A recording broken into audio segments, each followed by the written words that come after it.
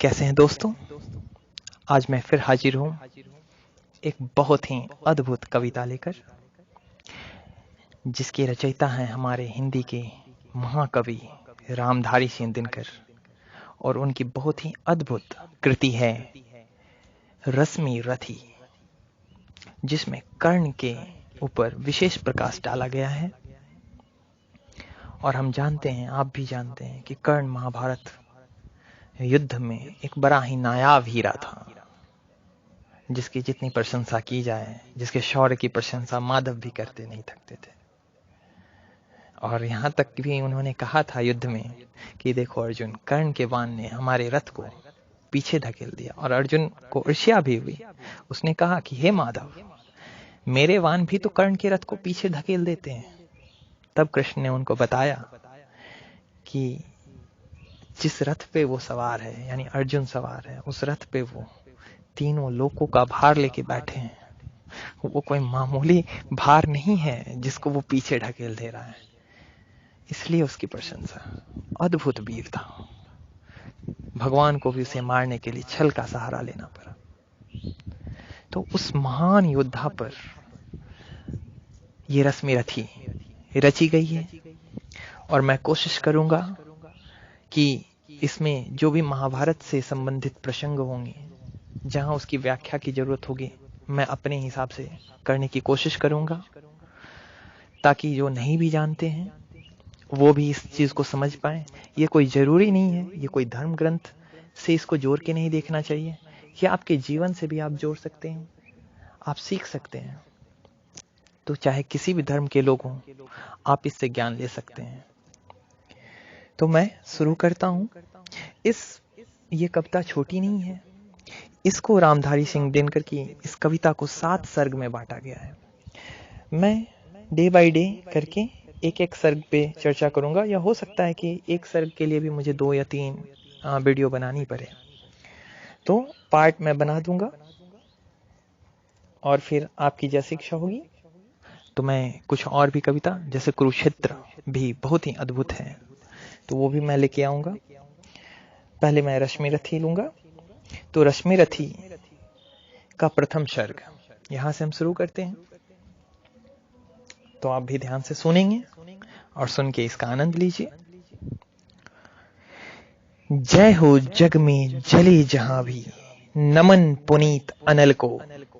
जिस नर में भी बसे हमारा, नमन तेज को बल को। किसी वृंत पर खिले विपिन में, पर नमस्य है फूल। सुधि खोजते नहीं गुणों का, आदि शक्ति का मूल। मैं थोड़ा सा आपको बता दूं कि यहाँ जो ये लाइन लिखा गया है कि किसी वृंत पर खिले विपिन में, पर नमस्य है फूल, कि चाहे वो किसी भी पौधे पर खिले, फूल तो फूल होता है, ठीक वैसे ही इंसान तो इंसान होता है, चाहे वो किसी गोत्र में पले या बढ़े। आपको पता होगा कि कर्ण के साथ जो भेदभाव हुए थे, उसका मुख्य कारण उसको निम्न जाति का बताया जाता था कि वो सूत पुत्र है। लेकिन आप जानते हैं कि वो कुंती पुत्र था, सूर्य पुत्र था।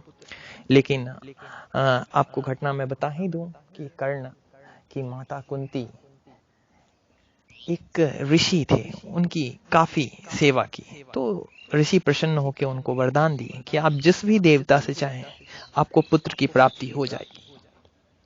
और जैसे हम होते हैं बच्चे कौतूहल प्रिय, कि कुछ मिला तो तुरंत प्रैक्टिकल कर लिया, वैसे ही कुंती को भी क्या मन में आया। वो एक सुबह सूर्य को अर्घ दे रही थी। उनको लगा कि ऋषि कहें बात सही है या गलत है, क्योंकि अभी तो वो ज्यादा उम्र की थी नहीं, उनकी शादी भी नहीं हुई थी। उन्होंने उस मंत्र का प्रयोग कर दिया। और आपको तो पता है कि ऋषि की बात तो झूठी होती नहीं थी, आज के जैसे नहीं कि कुछ भी कह दिया। तो बस मंत्र के प्रभाव से उन पुत्र ने जन्म ले लिया। अब क्या करें? तो लोक लाज के भय से, क्योंकि कोई इस बात को समझेगा नहीं समझेगा, कुंती के चरित्र पर प्रश्न उठेंगे, इसलिए कुंती ने उस पुत्र को एक मंजूषा में बंद कर, एक पिटारी में आप ऐसा समझें, उसमें बंद करके और नदी किनारे प्रवाहित कर दिया। और जिसे फिर मल्लाह ने, जिसके पुत्र नहीं था, कोई संतान नहीं थी, उसने उसको अपना लिया और वही उसको पाल पोस के बड़ा किया। और वो एक सूत था, सूत यानी जो रथ का चालन करता है वो था। तो इसलिए कर्ण को सूत पुत्र भी कहा जाता था। और यहाँ इसी की चर्चा की गई है कि किसी भी वृक्ष पर फूल खिले, फूल तो फूल होता है, उसी तरीके से किसी भी कुल गोत्र या कहीं भी कोई मानव जन्म ले, मानव तो मानव होता है। इसकी व्याख्या यहाँ की गई है। मैं समझता हूं कि आप समझ गए होंगे। आगे ऊंच नीच का भेद न माने वही श्रेष्ठ ज्ञानी है। ज्ञानी का ये बड़ा ही अद्भुत डेफिनेशन जो कि दिनकर जी ने दिया है, आप समझे कि ऊंच नीच का भेद न माने वही श्रेष्ठ ज्ञानी है। दया धर्म जिसमें हो सबसे वही पूज्य प्राणी है। यहाँ दिनकर ये नहीं कहते हैं कि जो ब्राह्मण होगा वो श्रेष्ठ है, जो क्षत्रिय है वो श्रेष्ठ है, जो वैश्य है वो उससे नीचे, शूद्र सबसे नीचे निकृष्ट, ऐसा नहीं कहा है। प्राणी का श्रेष्ठ होना कुल और गोत्र पर नहीं बल्कि उसके कर्मों पर, उसके आचार व्यवहार, उसके आचरण पर निर्भर करता है। रावण ब्राह्मण था लेकिन उसके आचरण निकृष्ट थे, राक्षसी थे, इसलिए उसकी मृत्यु हुई। विभीषण राक्षस था, राक्षस कुल में जन्म लिया था, लेकिन उसके आचरण बहुत ही उत्तम थे, इसलिए उसे भगवान ने अपना मित्र भी बनाया। तो इंसान का परिचय उसका गोत्र, उसकी जाति नहीं होती बल्कि उसका आचरण, उसका व्यवहार, उसके गुण, उसके कर्म होते हैं। ये बात यहाँ पे दिखाई गई। आप इससे समझें कि कितने उत्तम तरीके से दिनकर जी ने ये बात बताई है कि ऊंच नीच का भेद न माने वही श्रेष्ठ ज्ञानी है। दया धर्म जिसमें हो सबसे वही पूज्य प्राणी है। क्षत्रिय वही भरी हो जिसमें निर्भयता की आग, सबसे श्रेष्ठ वही ब्राह्मण है जिसमें तप और त्याग। बात को समझिएगा, यहाँ दो जाति पर अधिक चोट की गई है क्योंकि उस समय इन्हीं दो जातियों का ज्यादा वर्चस्व था, ब्राह्मण और क्षत्रिय का। और इन दो जाति के ऊपर हमारे दिनकर जी ने चोट की है और उसके गुणधर्म बताए हैं कि क्षत्रिय किसको कहते हैं और ब्राह्मण, दोनों का डेफिनेशन, ज्ञानी का डेफिनेशन तो उन्होंने दिया है, अब क्षत्रिय का डेफिनेशन देते हैं।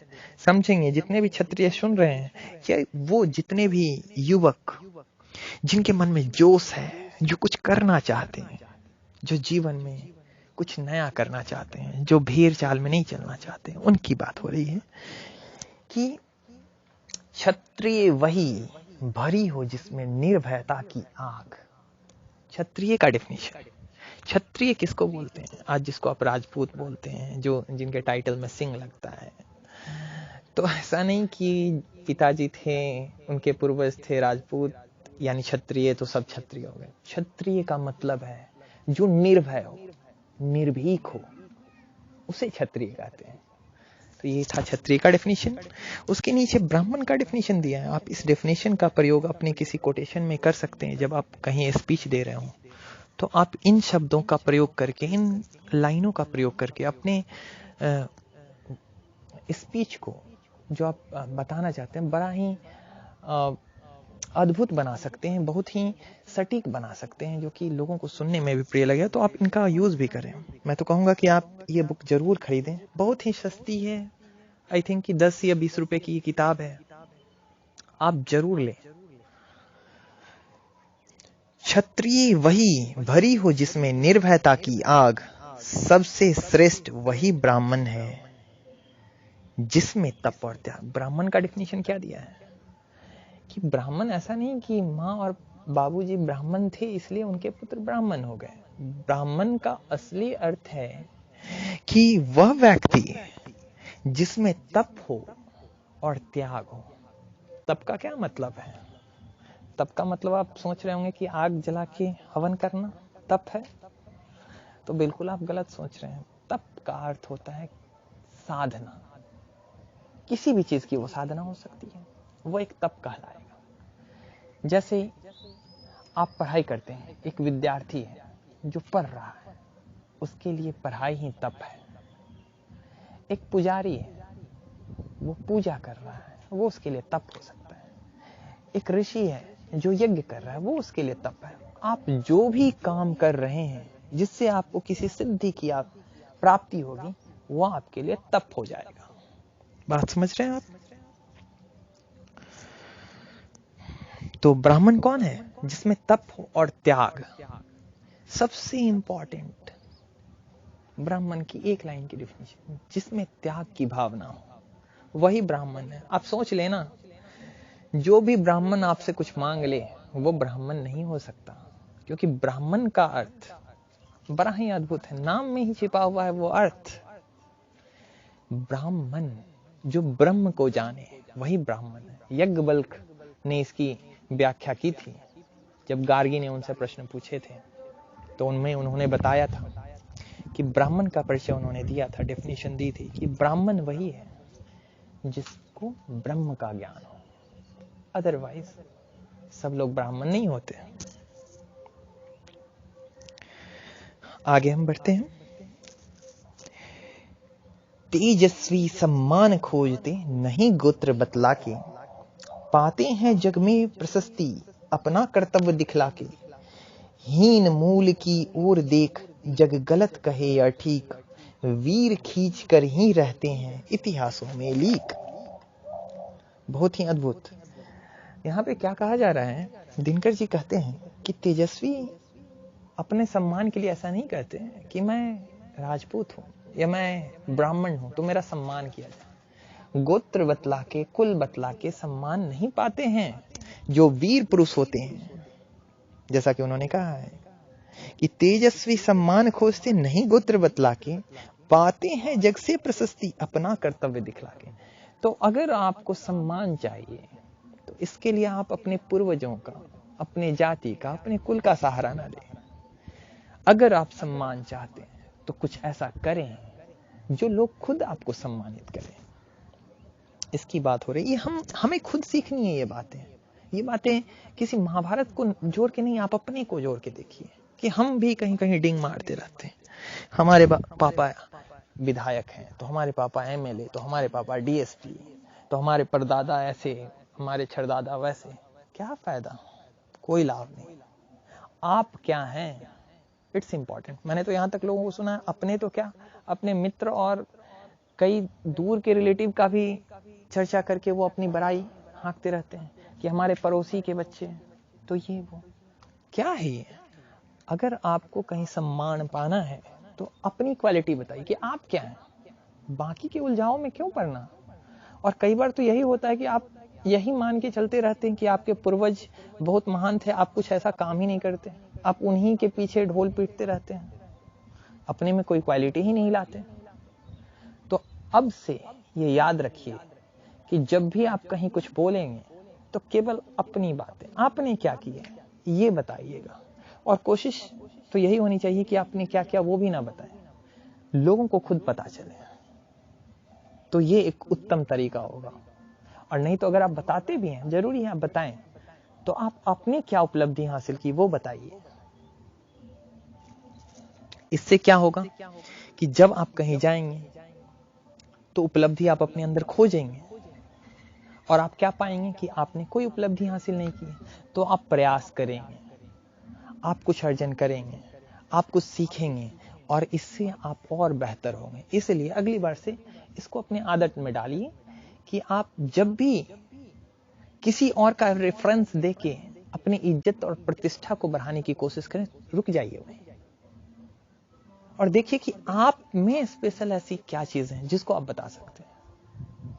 और अगर कुछ नहीं है तो धीरे धीरे लाइए, सीखिए और अपने को, जो आप हीरे हैं, संसार में ईश्वर ने नायाब हीरो को जन्म दिया है, लेकिन अगर हीरा कीचड़ में डूब जाए या कीचड़ में लपटा जाए तो उसकी चमक खो जाएगी। उस कीचड़ को साफ करना है। ठीक वैसे ही हम हैं, हमारे ऊपर कीचड़ लगे हुए हैं, हमें इसे धोना है, प्रयास करने हैं, तो वो हीरा चमक के आएगा। और जब तक हम दूसरे का रेफरेंस लेते रहेंगे हम अपने कीचड़ को नहीं धो पाएंगे। तो हमारा प्रयास होना चाहिए आज से बल्कि अभी से, कि अब हम जब भी देखेंगे तो हम अपने अंदर क्या क्वालिटी है उसको देखेंगे। अपने पूर्वज, अपने जाति में क्या क्वालिटी है उससे कोई फर्क नहीं पड़ता, आपके अंदर क्या है वही इंपॉर्टेंट है। तो तेजस्वी सम्मान खोजते नहीं गोत्र बतला के, पाते हैं जग में प्रशस्ति अपना कर्तव्य दिखला के। हीन मूल की ओर देख जग गलत कहे या ठीक, वीर खींच कर ही रहते हैं इतिहासों में लीक।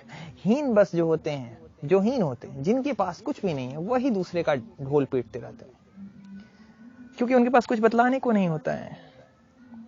लेकिन जो वीर होते हैं वो इतिहास में लकीर खींच कर ही रहते हैं।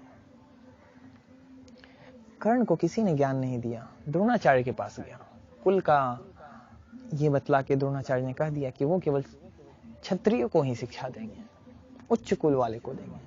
क्या हम शिष्य की योग्यता को उसके कुल से नापेंगे? कितनी बड़ी विडंबना है ये कि एक शिक्षक अगर ये कहे कि एक विद्यार्थी अगर उससे पढ़ने और वो बोले कि तुम किस कुल के हो। कभी भी किसी विद्यार्थी की जो क्वालिटी होती है, जो क्राइटेरिया होता है, वो एक ही है कि उसमें पढ़ने का, जानने का ललक होना चाहिए। यही एक मानदंड है किसी स्टूडेंट का। लेकिन उस समय के गुरु ने ऐसा किया, और जिस कारण से कर्ण को आगे चल के झूठ भी बोलना पड़ा, और अंत में फिर जब उसने सच बोला तो श्राप भी झेलने पड़े, जिसकी चर्चा हम बाद में करेंगे। तो वीर खींचकर ही रहते हैं इतिहासों में लिख। जिसके पिता सूर्य थे, माता कुंती सती कुमारी, उसका पलना हुई धरा पर बहती हुई पिटारी। सूत वंश में पला, चखा भी नहीं जननी का क्षीर, निकला कर्ण सभी युवकों में तब भी अद्भुत वीर। निकला कर्ण सभी युवकों में तब भी अद्भुत वीर।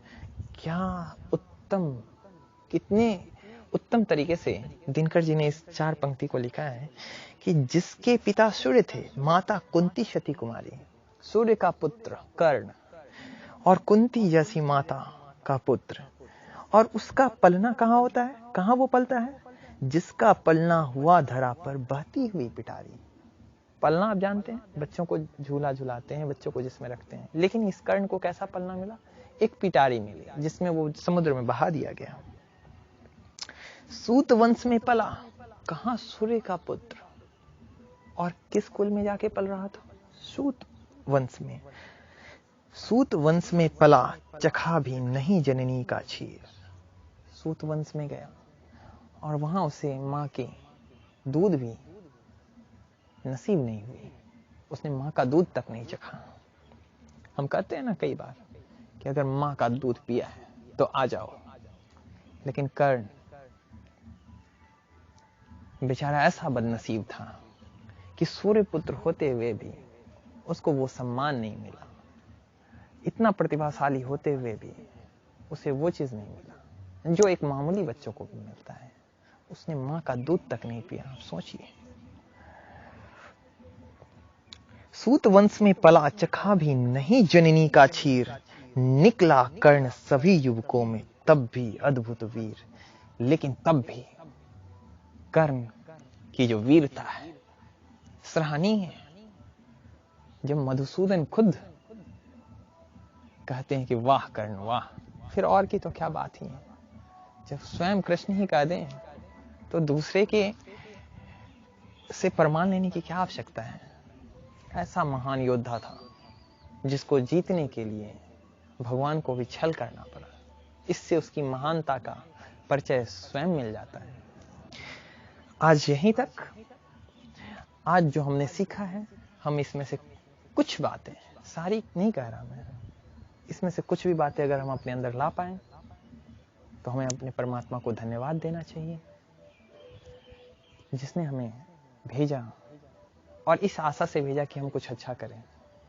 तो हमें उनके इस आशा पे पानी नहीं फेरना चाहिए। हम प्रयास करेंगे, अपने को बेहतर बनाएंगे। आज के लिए इतना ही। सबको मेरा नमस्कार।